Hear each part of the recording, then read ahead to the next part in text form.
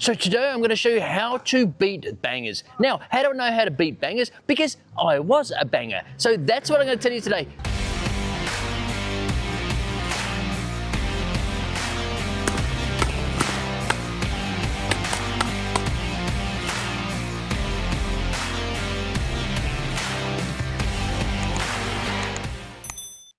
Okay, so the first thing we want to do when we're counteracting bangers, we're going to go after the lowest hanging fruit. And this is where I see so many beginners and intermediates lose so many points, which is on the return. And it's completely avoidable for the vast majority of the time. Now, this is it. Okay, standing too close to the baseline. You absolutely want to take a big step back. Now, because why? Because a banger has a really big forehand and they're using that to their advantage with their serve. So they're going to do a nice big hard serve, and the thing they're going to love is that you're standing here, and if it comes anywhere around here, you're going to half volley it and you're going to make a mistake more than likely, or it just comes so fast that you're hitting them off to the sides because you're hitting them late. All these sorts of errors, you're giving away tons of free points when it comes to the return.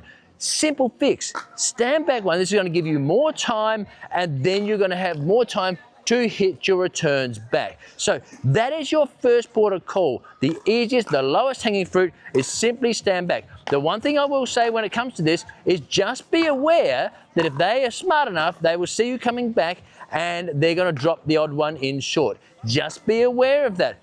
Okay, the next thing we need to work on is making sure that you know how to dink. Remember, bangers are ex-tennis, so they didn't ever have to dink. We didn't have to do drop shots, so that should tell you everything. You want to dink. Once you hit that return, you want to come up to that kitchen line and you're going to start dinking. Now, before we start that, you're going to have to do volleys, and I'm going to talk to you about doing your volleys because it's really important because this is multifaceted, right?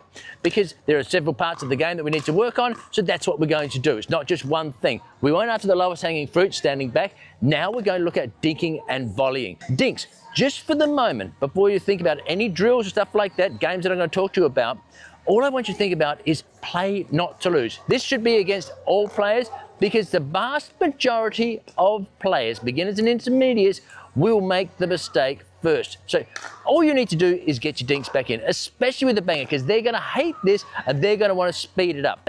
They will want to speed it up, so just get out of the way because they're going to hit them long if they don't hit them to the net, so just get out of the way. Volleys. Volleys, here's the biggest problem that I see with so many, not just bangers, but all the time. And again, I had to work on this being an ex-tennis player, is we're used to hitting big backswings and follow-throughs with our volleys. Pickleball, we do not need this. It's a faster game, it's small court, etc., etc. So what you want to do is what's known as punch volley. So I'm going to show you this. So a punch volley is, rather than this big backswing like this, big follow-through like this, you don't have time to do this. Pros don't do that, they are like this. So here's the thing, your punch volley is if the ball comes and it's not, there's not a lot of speed on it, so you can use a bit of extra to punch it back. Now, you're going to have a firm grip because that's going to hit that and go straight back off that. So forehand and backhand punch like this. It's only this much, and you'll see all the pros do it. They're not doing this, they're not coming back like this, they are punching forward like that. So just think, if it's out of your peripheral vision, it's too far back. If you can't see it like this, no, you want to be out in front. So just think this far, punch back, punch back.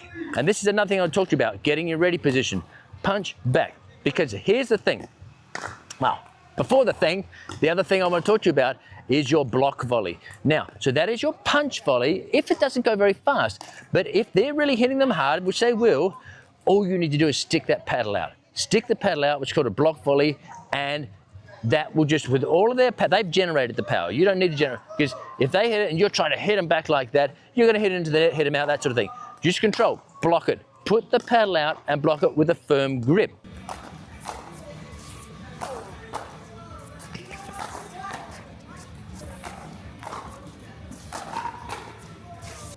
Now, speaking of your firm grip, we're going to get you to work on having someone hit the balls at you, and you're going to start with a firm grip, and you're going to see how far that goes back, right, back into the court, because then I want you to loosen your grip off. So let's say you start with an 8 grip, and then I want you to go to a 6 grip until finally down to like a 2, until you feel like when that ball comes towards you, it's like an egg and you don't want to break the egg.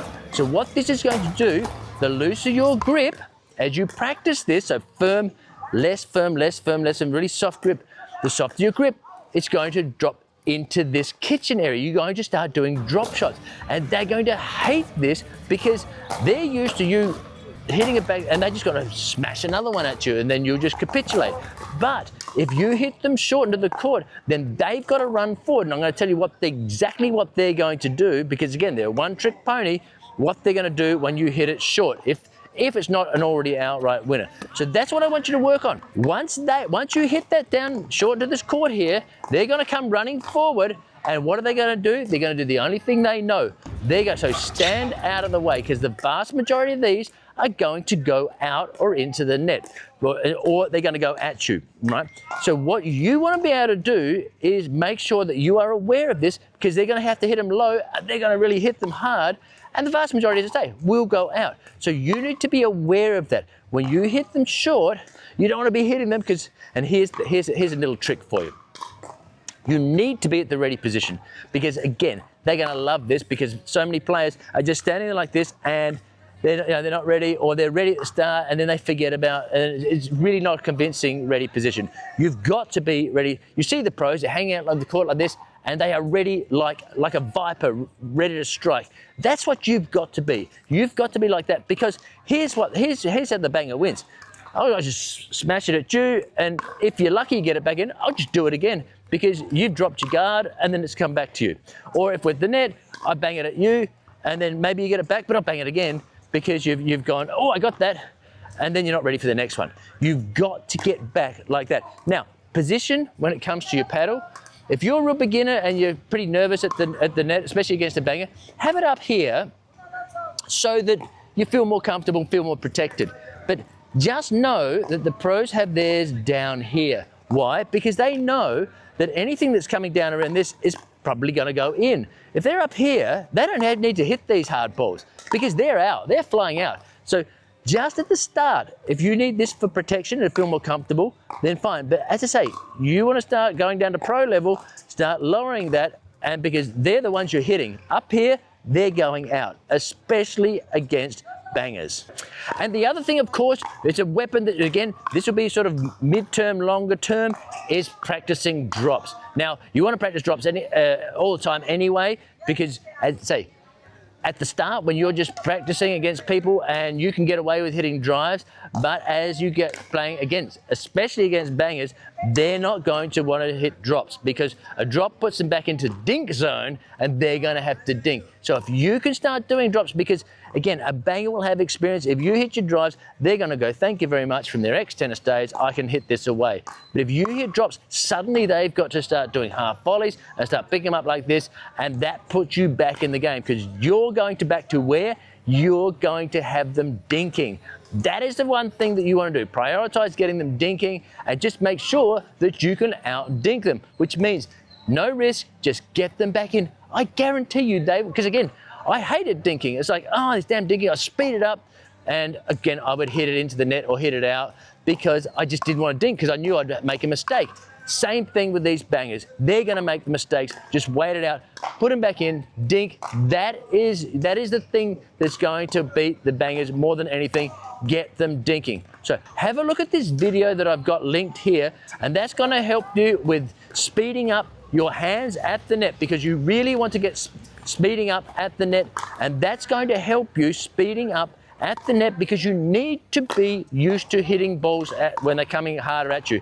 So I've got these drills on purposefully drilling, or actually games, when it comes to dinking. It also comes to hitting volleys at the net, so you get much faster hands, because that's really important. And then the final game, the still got game, which is going to help you with your drops, it's going to help you with resets, it's going to help you with your volleys, it's going to help you with all these parts of your game. So the drills, have a look at this video that I've got for you, well, up here, this video that I've got for you. Look at that, do these drills, and it's going to help you enormously, and that's going to get you winning against bangers.